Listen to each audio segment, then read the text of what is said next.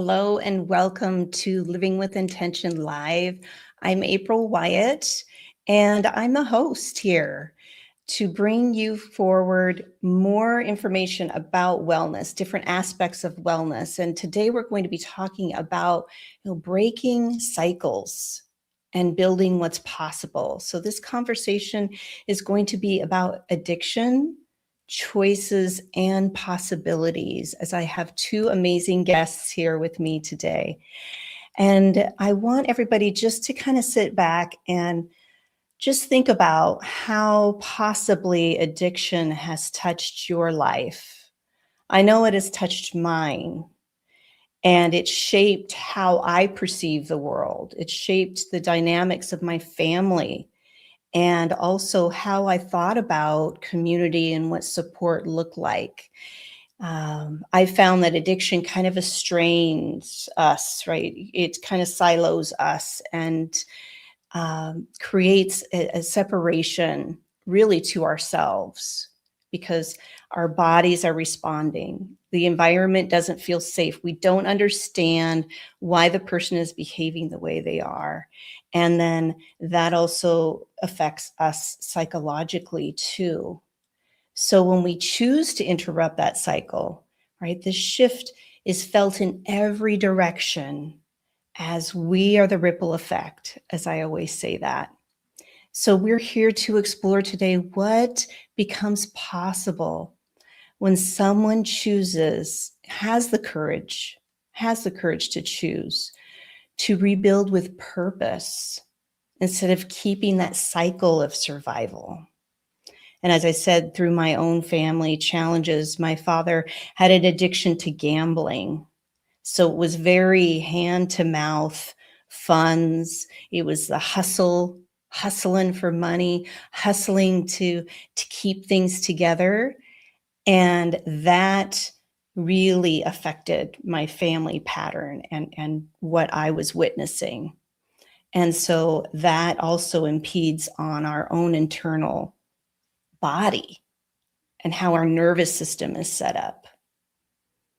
So when we start to begin to trust ourselves, right, having that rippling effect ripples out as we're connecting with others for support, and that builds a community, right? This is healing. This is learning to choose ourselves, to live a life with intention. And this is also why I choose to have or hold my Bali retreat, right? I want to bring people into a space, into a sanctuary of support to where they can feel more relaxed. They can witness old patterns that are coming up, old things that aren't theirs. This is those cycles that we're going to be talking about. And this Bali retreat is on the northern shore of Bali. It's away from the hustle and bustle. It is literally disconnected from electronics. The Wi-Fi is not good, and that's amazing. So if anybody wants to unplug, wants to get away, float in the ocean, come breathe and ease those tensions, the overwhelm. Allow your nervous system to relax so you can receive more of yourself. It is this year, October 10th through the 17th. We only have 6 spots left. And as you can see in this picture, this is part of the room that we're going to be in. And it's a beautiful space where we can release and connect with other like-minded people, and also go out into the community. We're going to go to a Balinese children's dance school. We're going to go to a waterfall tour. We're going to explore a temple that's 3000 BCE. This is what I love to do. I love to bring people into spaces to where they feel safe, they feel supported, and they can explore more about themselves, about others, and the community that's surrounding them. So if that sounds like something that you would like to explore, if you can see yourself right now in Bali, you're halfway there. So reach out to me, DM me if you're curious about it, if you have questions. I am here for that. And also, community is also another important thing, as when you're in Bali, in that community, you feel the love and the compassion from the people. They are very holy people. And also, you build connection with others in the retreats, and you really feel like you gain new family. And that community also ripples through with everything that I do, including being part of the Hounds of Business community with Mike Asherbranner, and also our guests, Troy and Nathan, are also part of the Hounds community. That's how I met them. And I meet so many amazing other people through the Hounds network. And it's just a wonderful place to come, to explore, to connect with people you would never be able to connect with anywhere else. And get warm connections leads to other people. This is what we do here in the Hounds of Community. At least that's what I do. That's what I love to do. So as we're talking about our topic today, right, breaking cycles and building what's possible, I just want you to think about what could be possible for you. What may be cycles that it doesn't have to be addiction, it could be anything else, right? Cycles that you notice that are showing up in your life that it just keeps repeating. And you wonder, how can this be possible? How can I shift to get out of that loop, to get out of that cycle? And we'll be talking more about that too today. So without further ado, I want to bring up my amazing guests, Nathan and Troy. Thank you so much for being here with me, friends. I so appreciate you. Thanks for having us. Yeah, for sure. This is going to be a great conversation. I have no doubt, as I've been on your show, Nathan, and also I've hosted you before, Troy, and you both have such a genuine presence and very open and sharing, right? You're not afraid to share, especially on the subjects of addiction. You know, people, it could be taboo for people. It could be very kind of sticky.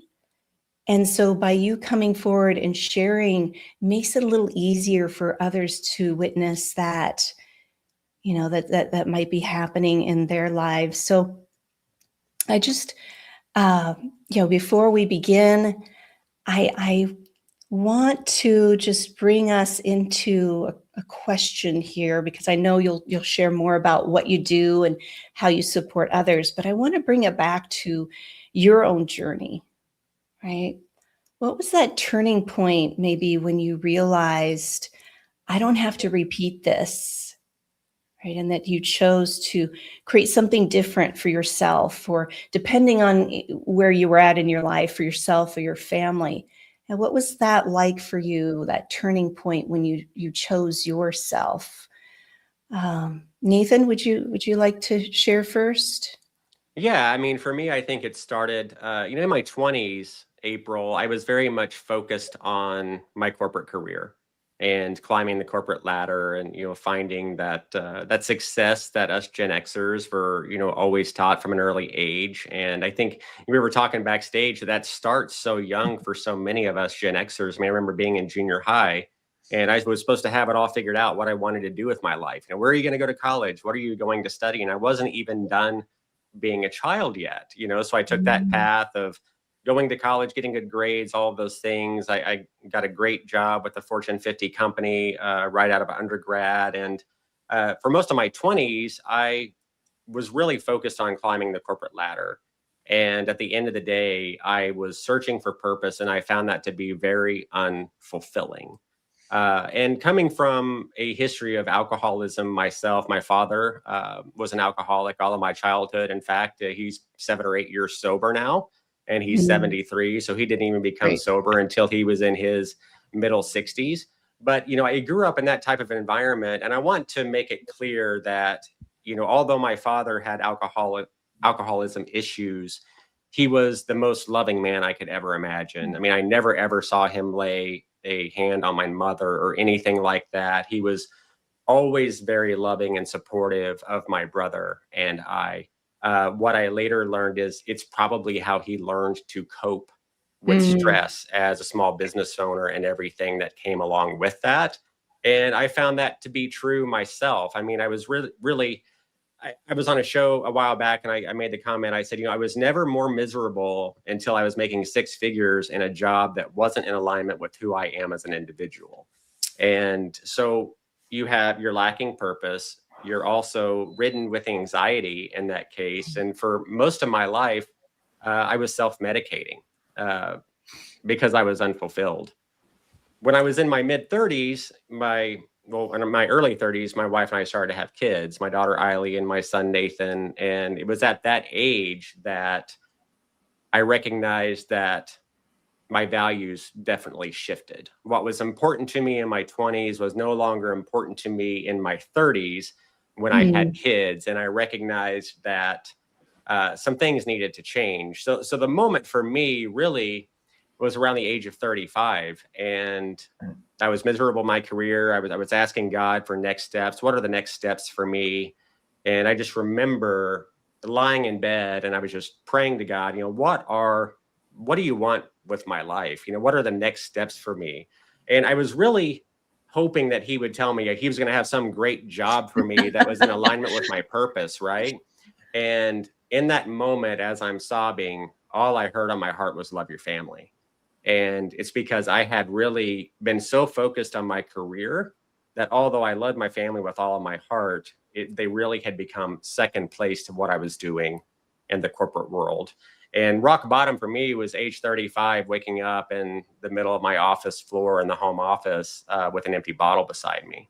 And I recognized that something had to change. And for me, I was very lucky. I had tried different routes before, going to doctors and those kinds of things. And you're put on different medications that are supposed to mimic the effects of alcohol to help you alleviate this. And to me, that was kind of counterintuitive. It's like, okay, why am I replacing one substance with another? And what happens when I no longer take this one, right? At the end of the day. So, that moment when I was praying to God for next steps for me and then kind of hitting rock bottom, I mean, I was fortunate enough that I had really realized that something has to change. And I literally woke up the next morning and everything that was in my house, I poured down the sink. And I had not taken another drink for another 7 years. And then I relapsed, and we can get back into that later, possibly why. But that was really the moment for me. I think everybody reaches that moment at different stages, but that was it. Waking up passed out in the middle of your house, at 2 o'clock in the morning, your wife and kids are already in bed. And that was really eye-opening for me. Yeah, so that was the turning point then for you, it was a hard wake up call. Yeah, absolutely. And I had really become a habitual drinker.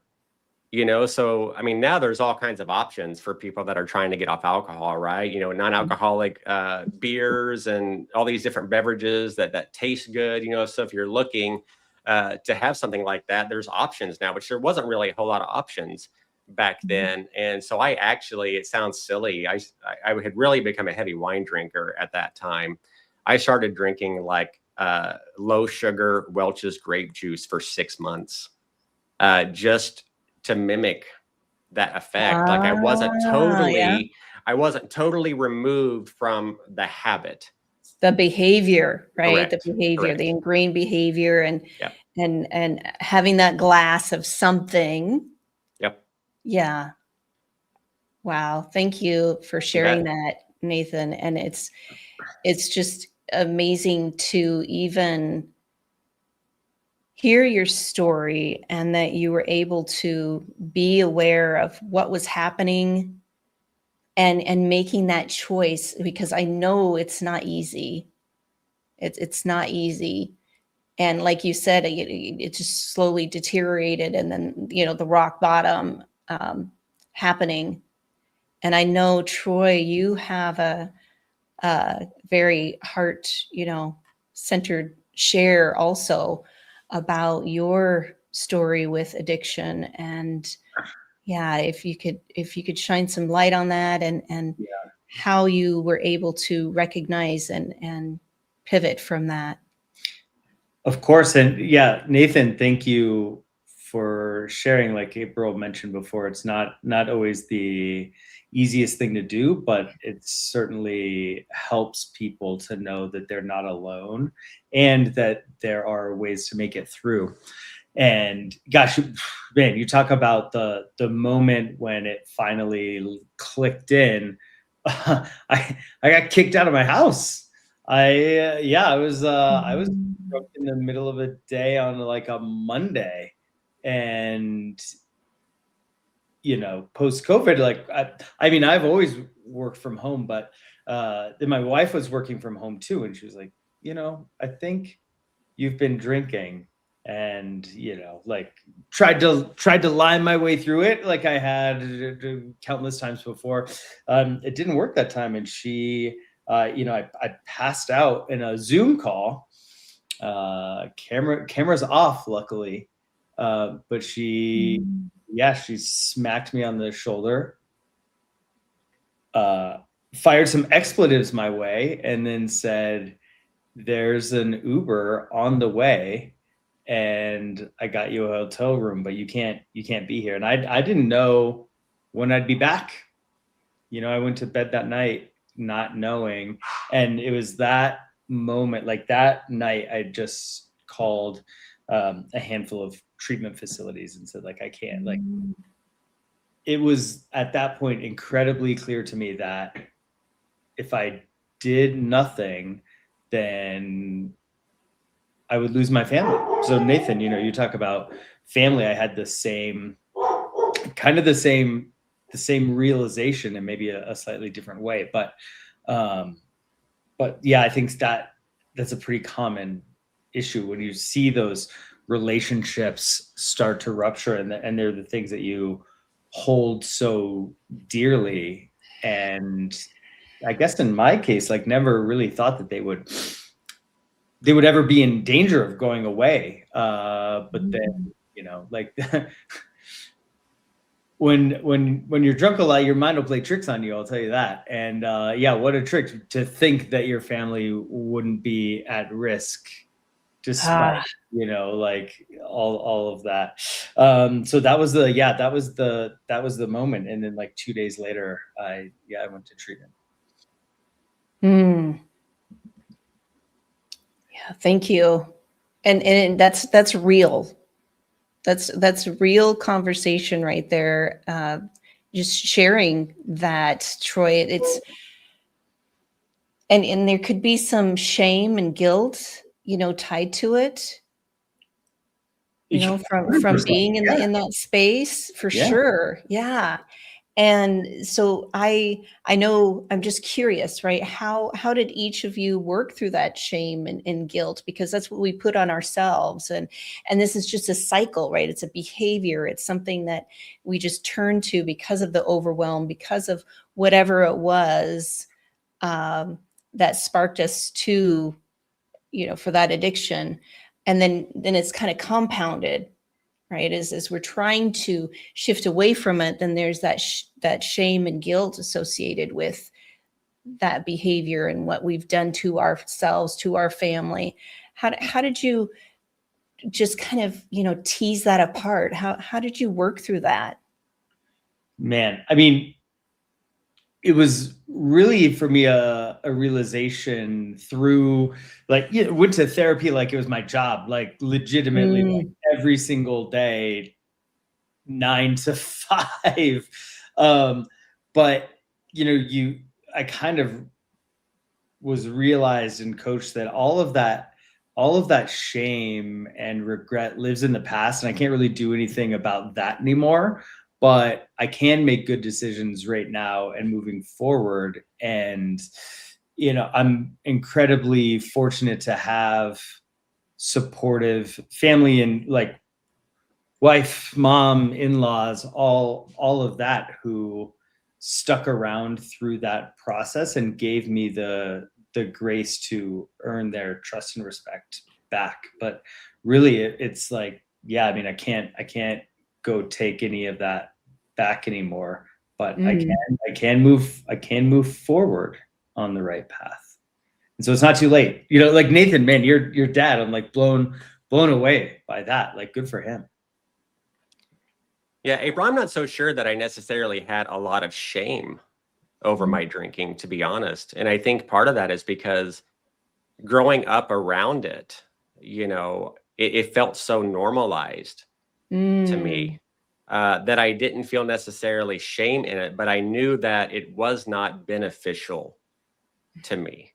And either from a health perspective or a relationship perspective or a fatherhood perspective. And it was around that same time, looking back in my 20s and early 30s, where I was really, just miserable in my corporate career, I was really searching for purpose, meaning, and fulfillment in my life. And I hadn't discovered that.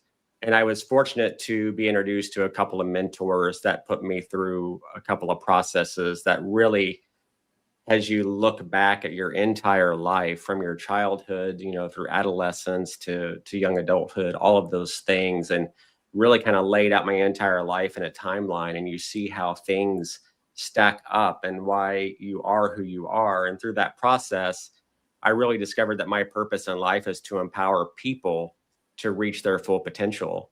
And a lot of that comes from the feeling that I had of never really feeling empowered myself, or not really having the ability to empower myself. So once I discovered my purpose in life, and that lined up with who I am and my relationship with God, that really moved the needle for me. It sounds crazy that the most troublesome part of the whole experience for me, and I had tried to stop drinking multiple times. The question that kept nagging in the back of my mind is, if I stop drinking, what the heck am I going to do with my time? Interesting. And I see Troy nodding his head. Yeah. That he is in agreement with that to some degree.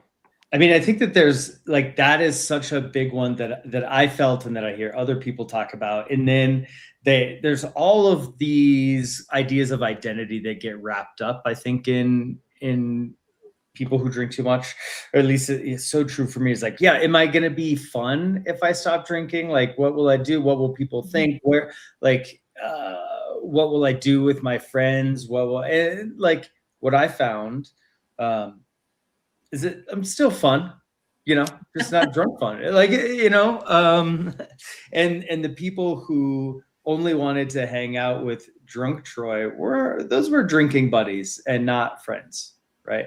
Yes. And my real friends, guess what? They're all still around, and we hang out and we have fun. And that was, part of my identity that I wrapped up into it, not other people, but I projected that onto how I thought they saw me. Yeah, that's a very interesting point about the dynamics, how it shifts with friends, with the community. And I've experienced that myself with my husband. He is also recovering, and he has made that choice. And yet his friends have kind of fallen away. They don't know how to relate to him because of the drunk friends and, talking about old times. And that's what he said. He's like, wow, it was like a mask when I was drinking. And now I can see how they just repeat everything. It's the same thing over and over again when they get together.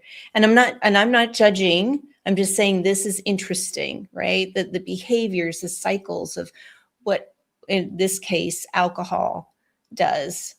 And then that keeps them in that cycle, right? It keeps people in that cycle. And for me too, as Troy, as you shared so bravely about your wife calling the Uber, I literally had conversations with my husband over the decades. We've been together for 39 years. And it got to a point, he was in the Navy. So you pull into port, it's binge drinking, right? Get back on the ship, it's dry. Get into port, binge drinking. So all these crazy bills that we had when he was in port. And I'm like, okay, well, he's having fun, he's blowing off steam, that kind of thing. But when he got home, that behavior continued. And so it wasn't until we moved back here to Iowa, and there was a huge point to where I was, just as you said, your wife said, I didn't say it very gently, to him, you need to make this choice. And obviously you can't choose for me. So you need to choose for yourself, and you need to choose for your son. Because I knew, and this sounds kind of strange, but some parents might understand, I knew that my husband adored our son. And this whole time I've been on this journey with him, not that he doesn't love me, but he would do anything for our son. So I said, you make that choice and you go in there, dump the bottle out in the sink, and you tell our son what you've been doing. He actually did it. And that was the last day he drank. Wow. So it's breaking those cycles. Sometimes it has to be like that, or maybe a God moment, such as with Nathan, just pleading, asking, wanting more for ourselves, or the backdoor approach. I'm going to do this for someone else, but they're really doing it for themselves in the long run. Yeah. April, you mentioned that story about your husband sharing that with your son. That was an eye-opening experience for me when I was actually grocery shopping with my wife and my daughter, who was probably maybe 2.5. And we're in an aisle that you have water and soda on one side, and you have beers and alcoholic beverages right on the other side. And my daughter's in the shopping cart and she points and says, Dada. Wow. Even at that age, she noticed. Yeah. And then I'm curious about you both, right? As you made that choice, breaking those cycles, how has the relationships with your children shifted, with your family unit? Oh yeah. I mean, the house is much more stable. And I think it starts with the relationship with me and my wife, and then goes down from there. My kids were pretty young, luckily. Like they were like 2 and 5 or something like that. So I'm just like grateful that it worked out that way, that I could like change those things before they were older. So, I mean, for my youngest, especially, like he won't remember any of that, so I'm grateful for that. But yeah, I mean, the whole, it's amazing, like up on time. The day doesn't start with chaos. Like I'm ready to go when they're ready to go. Like energy is high. I'm, less moody. It's changed everything. And I did see a question from Cynthia there. Yeah, biggest advice. Yeah. So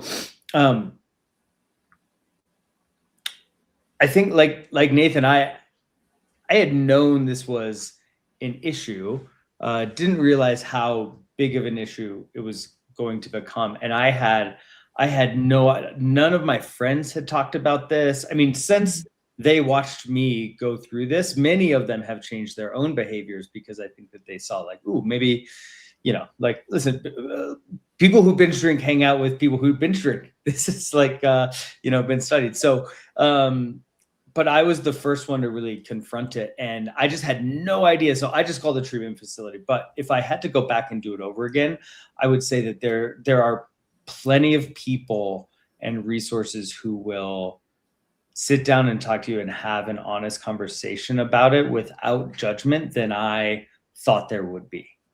And so if you're not quite ready to just dive into something, I mean, like, there are plenty of places, like, it's kind of intimidating maybe to like go to an AA meeting. I don't go regularly anymore, but it was part of the early part of my recovery. And I will say this, that it was amazing to be in a room with people who shared so openly, and they said words out loud that I had only said inside of my own head. And then I said, oh my God, like, I'm not the only one. I said this before, but like, just understanding that you are not alone and that there are people out there to help you is the biggest thing. So advice from that is like, just realize that you are not alone and there are people out there who will help you if you ask them, but you have to ask. Yes, you have to be ready for that. Nathan, what advice do you have to that question that Cynthia asked, where for people who don't know where to start? Yeah, I think it's different for everybody, and you have to find what works for you. I mean, I had shared earlier about, I had gone to doctors multiple times. They would put me on different medications, and that did not work for me. I mean, what worked for me was spiritual in nature and finding purpose, meaning, and fulfillment in my life. And also getting out of the environment that was causing the misery for me in the first place, and the reason that I was self-medicating or coping, whatever you want to call it. And I was fortunate that, in the early phases when I was 35 and quit drinking for 7 years, my kids were very young, in my early 30s, so they didn't see a lot of that. But then later on in my life, I started working with another organization in a fairly high level capacity. So I had a lot of meetings with senior leaders inside of that organization, high-end dinners and those kinds of things. And it was very much a party culture. Mm-hmm. So here I am in high-end meetings, $100 meals per person and those kinds of things. You have individuals who are buying you, high-end bourbons and those kinds of things. And it was so easy for me to be sucked back in to being an alcoholic again. And that's when my kids were older and began to see the impact that it had on my life. Unfortunately, I wasn't in a position at that time to change my circle, if that makes sense. I think choosing your circle of influence, who you choose to hang out with, is so important. Mm-hmm. Jim Rohn said we are the average of the 5 people that we hang around the most, right? At the end of the day. Because early on when I stopped drinking, my college buddies and those kinds of things, you would hear, well, what's the deal? Do you think you're better than us? Yes. So there's a lot of this peer pressure to continue drinking. And I just had to completely remove myself from those environments. But then like I said, I relapsed, working with another organization and trying to fit in, I guess. And it was readily available. And I finally got to a point to where my drinking subsided considerably, and I was only, drinking when my wife and I would go out to dinner. I would have a couple of old fashions with a steak dinner or something like that. But Troy, COVID hit me really hard. COVID hit me really hard, and it was really back to about the same place that I was when I was in my middle 30s. And I'm like, wow. Mm-hmm. Here I am finding myself in this space again, and my kids see the impact that it has, right?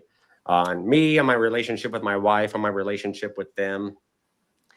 And I finally realized that just because something is legal or whatever doesn't mean that it's beneficial to me, right? And I had to just completely set aside. And the benefit for that is to my kids is that they've seen that, one, I am a very flawed individual, right? We all are. And at the end of the day, I was able to overcome that and be the better for it on the backside. And now, I mean, it's almost like it's a ministry for me. I mean, I serve locally at my church on Sundays, and I'm a connections leader with Life Church here in Oklahoma. And we kind of meet people on their next steps, with the relationship with Christ. And it is amazing how many people who raise their hands and commit their life to Christ come to me in the back of the room and they're struggling with addiction. And I don't think that has happenstance. So God is putting people into my life that I can serve. And that is really the path to healing, I think, is when you can take your story and steward your story and your experiences and use it to serve others. I think that is, Troy, I never went to AA meetings, but a similar concept, right? You have people there that are helping other people overcome their addiction. And I think that is one of the things that really helps keep me sober to this day, is that part of my purpose in empowering others to help them overcome the things that I have struggled with in my life. So I share my testimony when it's relevant. I think it's important that you meet people where they are at, lend them an empathetic ear and share your testimony where it's relevant. And what happens to that is you kind of serve as a mirror to them. And when they see bits and pieces of your story in them, it gives them hope and faith that they too can overcome it. Yes. Thank you so much, Nathan, for sharing that and the work that you're doing in your community. That's what it's all about. We want people to know that there is options, that things can be possible. And it's just trusting in our higher power, trusting in ourselves and taking that first step, however that looks. And so you both have made a big impact.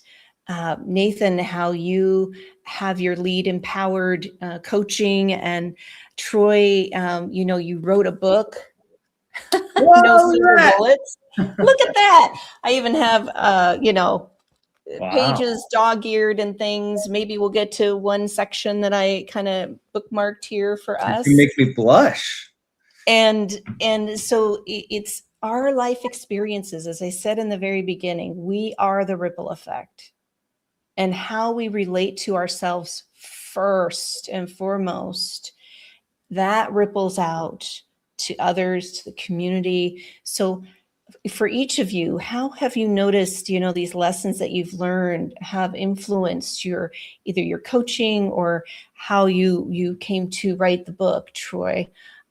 Troy, since I brought up the book, do you mind sharing more about that? Sure. I was just under 100 days sober, and I got a pretty nasty cancer diagnosis. I had my surgeon called it big, scary, dangerous, rare cancer. Like, well, that's bingo, right? And it was a bone cancer, and it ended up taking my shoulder blade out, so I'm missing a shoulder blade. But that I'm so grateful it happened in that order, because if I got that diagnosis before I stopped drinking, like, I would have drank my way through that whole thing. Mm-hmm. And one of the biggest lessons that I took out of my treatment and helped me stay sober through that experience was that, and this is something that I tell people is true whether you have issues with addiction or not, but nobody makes good decisions when you're hungry, angry, lonely, or tired. Halt. And I took that framework and said, well, what if I get kind of proactive about those things, right? So cleaned up my diet, have a practice where I journal every day to process my emotions. I, reach out to friends and family very intentionally to make sure that I'm not feeling alone, and then prioritize sleep and exercise. And you'll be amazed how far just kind of those little habits will get you, and how they will help you deal with whatever comes your way, right? I mean, mine were pretty extreme, but everybody goes through challenges in life, right? Like, nobody has it easy. So it is a practice that I've kind of just built my life around and has helped me tremendously. Yes. And I'll add, since we're talking about your book here, no silver bullets. Yeah.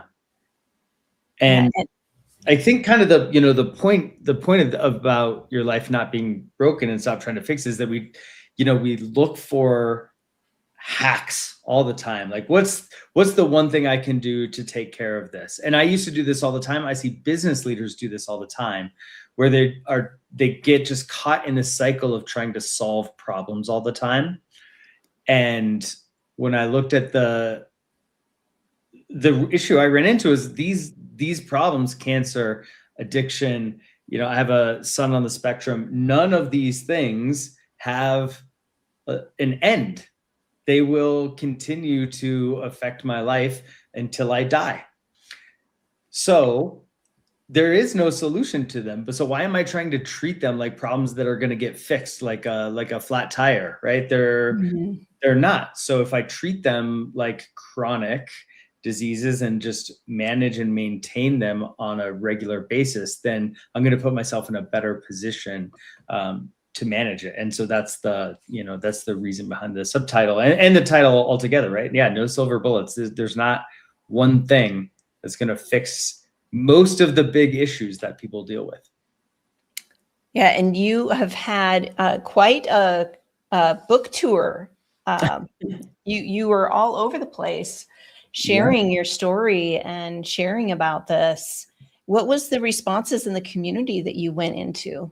It's so good, just so good. I'm so like I said, you're gonna make me blush, but the response has been great, and it's really cool to have people reach out and just say like, oh, I underlined this part, or I dog-eared this part of the book, or oh, I got to ask you about X, Y, or Z, and then like Nathan said, just lots of people reaching out and saying like, I might need a little help or advice here or something. So I end up getting a lot of those phone calls from people, not only about their drinking, but this webinar is not about cancer, but I get a lot of those phone calls too, unfortunately, with people who either have a diagnosis or somebody in their family gets a diagnosis. And then that is a scary thing. And a lot of like, what do you do now? But to be honest, a lot of the advice is the same. Like, when I get those calls, like, how are you eating? Are you sleeping? How are you dealing with your emotions? Are you talking to people, or are you isolating? It's a playbook that works for dealing with crisis. Yes. And it gives really good points. I mean, I highly encourage people to read this. I absolutely loved it, and your kind of humor in it, kind of sprinkled throughout it, is fun. Yeah, and an audiobook is that you can just get it on Audible. I read it in my closet. You're a closet reader. Yeah. Yes, so that's the book. They could probably find it right on your link that we're going to share later. They could go to troycarnes.com. It's up there, or it's on Amazon and Audible and all that. Awesome. Thank you for writing that, and also influencing people, letting them know, you don't have to be alone going through this too. Yeah. And Nathan, with you and your coaching with, CEOs and business execs, how has your experience, how is that kind of woven into your approach for coaching? Yeah, well, I'm first and foremost a leadership coach. I'm certified in mindset, leadership, and teamwork, but I also work with small and mid-sized businesses. I help them create high-performing, burnout-free cultures through empowered leaders and aligned teams using a system called the 5 Voices Framework. But going back to the whole leadership coaching piece, leadership coaching really starts with helping people increase their self-awareness and being the best version of themselves and leading themselves well. It's really hard to lead others well until you can lead yourselves well. And obviously, I had plenty of experiences in my life not leading myself well. And I think, I've never positioned myself as a leadership expert, right? I mean, I really approach my coaching with individuals from a place of authenticity. Mm-hmm. I think we overcomplicate leadership. And much of what we do in life, I really think when people are leading others, they want to know 3 things. Do you care about me? Are you willing to help me? And can I trust you? And the only way you get to that point is by being authentic and sharing your story and people recognizing, hey, you know what, this person has challenges just like I do. And sometimes alcoholism comes into play because there are plenty of people in the business world who struggle with that, right? But set that aside for a moment. I am very open about sharing my experiences as a leader with multiple organizations in Fortune 50 and higher education in the K through 12 space, et cetera, where I made many mistakes, right, as a leader, and sharing those instances and what I learned from them and how I could have chosen differently to better lead them. And I think that increases people's trust with you. It increases your influence with them, and people see you as real and authentic. And that's what we're looking for. I mean, in a world where we're so caught up in social media, where people are sharing the best versions of themselves, their highlight reels at the end of the day, you know, we don't connect with people through our successes. We connect with people through our weaknesses and our struggles. And that's where we meet. And that's where real change can begin to happen. Mm. Yeah. And the change starts within ourselves, as we're wanting more for ourselves. That's all we want. We want to feel better. We want to have a life that feels free and open. And both of you and you sharing your stories about cycles, whether it's addiction, whether it's, the overwhelm, the pressure of life. I mean, it's real. People are experiencing that now. And knowing that we have people in here on LinkedIn, right? Or to reach out to connect with, to learn from, is so refreshing, especially to amazing, authentic men such as yourself, Troy and Nathan. This is why I was like, oh, I need to get both of you on here. And it seems like two opposite ends of the stick, right? A cancer survivor that wrote a book, and then a business coach, but you both share that common thread of how addiction touched your life and how you shifted that, you broke that cycle, and now seeing more possibilities, come forward in your life. Yeah, and my experience relates kind of similar to what Troy just shared about, finding out his cancer diagnosis and struggling through that. I mean, I had always wanted to start my own business, and I would not have been able to do that had I not overcome my battle with alcoholism first.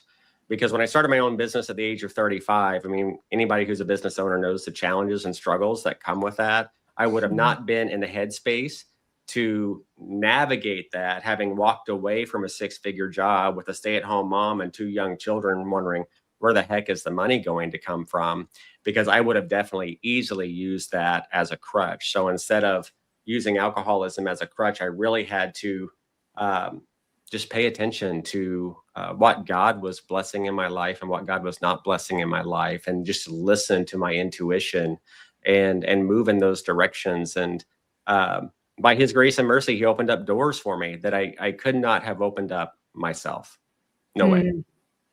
Mm-hmm. Yeah. Again, it starts with that trust. Yeah. I saw you nodding also there, Troy.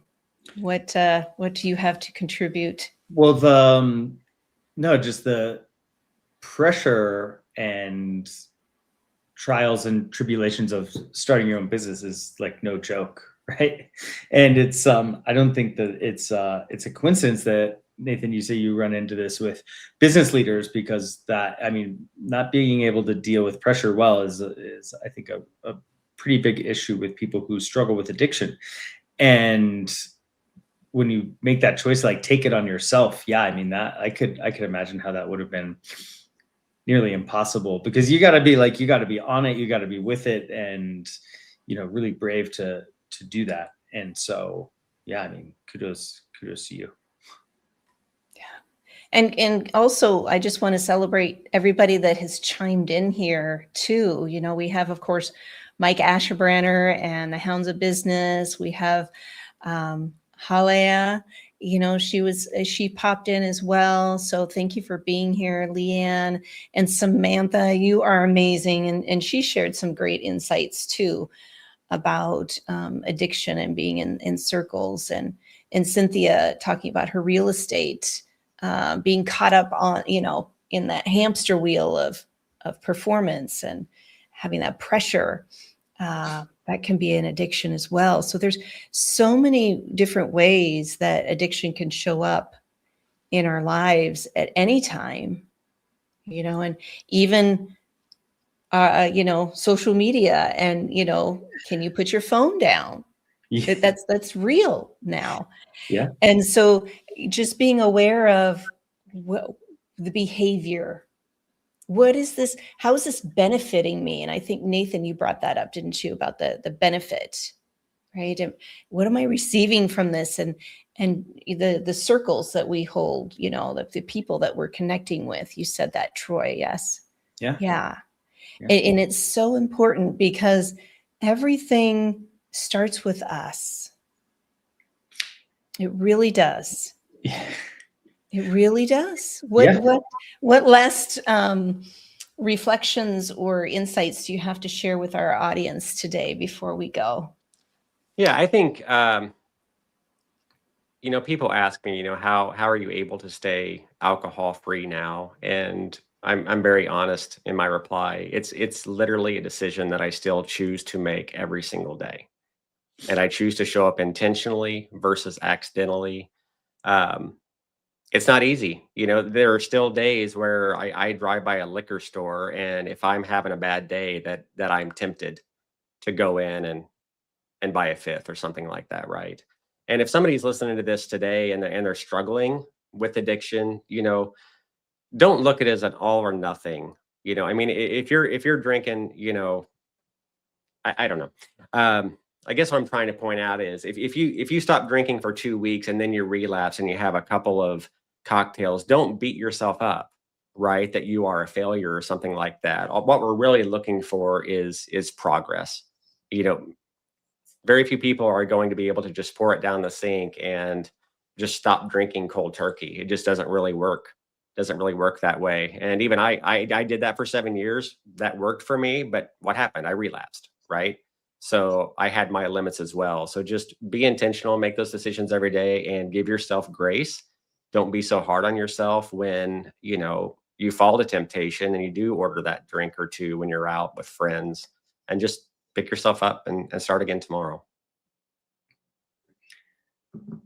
Yeah, I think that, one of the big realizations that I had was that asking for help is a sign of maturity and not weakness.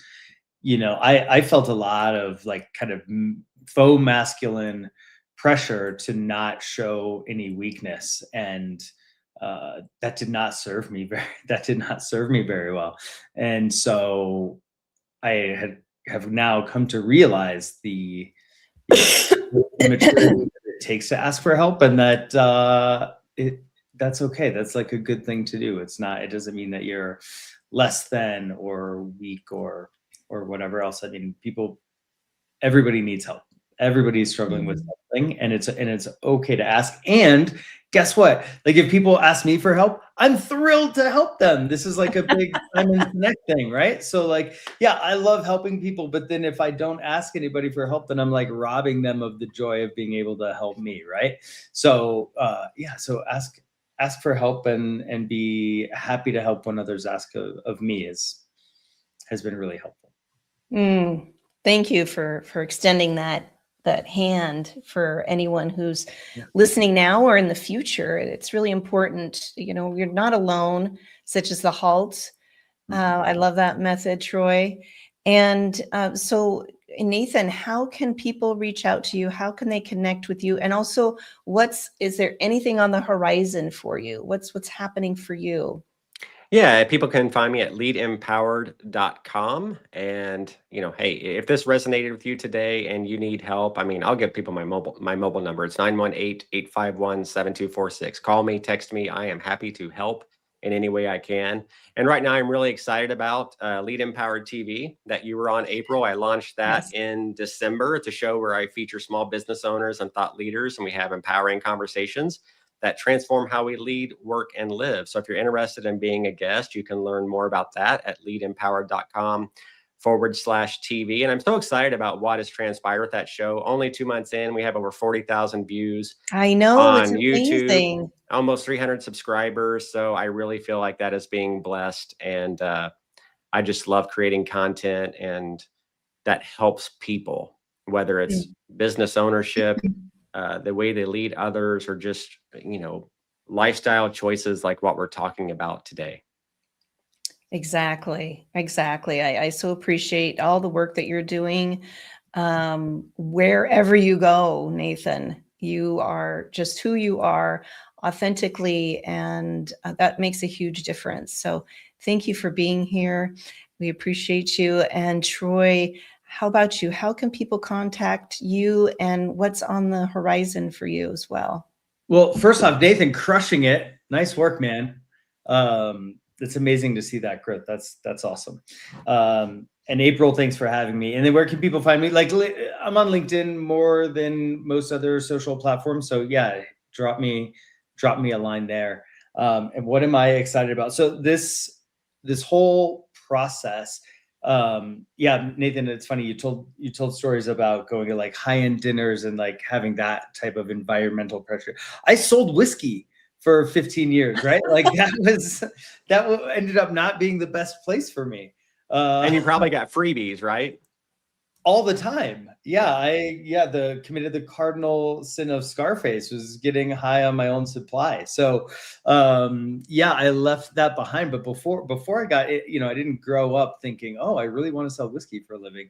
I grew up wanting to be a writer. So I used this experience to pivot and then wrote that book. But now I ghostwrite for people, and now I'm co-authoring another book that's going to be awesome. And it's with my co-author is a psychologist. He's a clinical psychologist who works with organizations to help them hire better, coach better, like really works with human capital, and has developed sort of think of it as like the next generation of a Myers-Briggs exam or something like that, but from a clinical psychology point of view and not an institutional or organizational psychology point of view. So we are deep into that book, and that is what I'm most excited about right now. Oh, that's amazing. I love that you're co-authoring, and I can't wait to read that one next. And I put up your LinkedIn link there for people to connect with you, Troy. Yes. Wonderful. And as we close today, I just want people to really, again, reflect about how possibly, addiction has touched your life, and we're here to break these cycles, right? We're making different choices, just even shifting the script a little bit about being curious. What would it feel like if I just paused before I blank, whatever that is?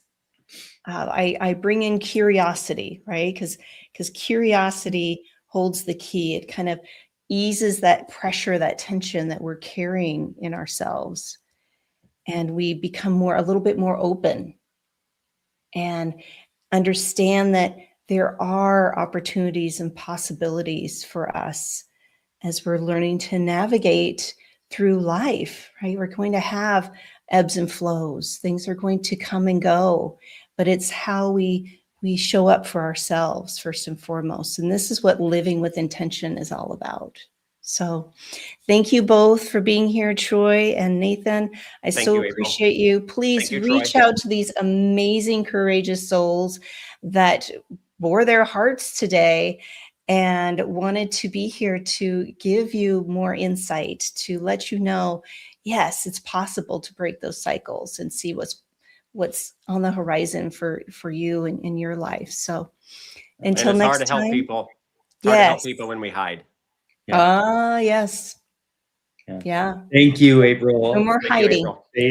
Yeah. Be well. And thank you again for being here. Thank you for tuning in, and DM me if you're curious about Bali. Until next time, be well.